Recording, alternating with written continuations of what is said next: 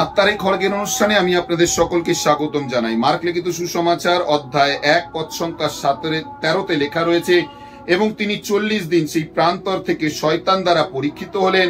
তিনি বন্য জন্তুদের সঙ্গে ছিলেন ও স্বর্গদূতেরা তার সেবা করতেন।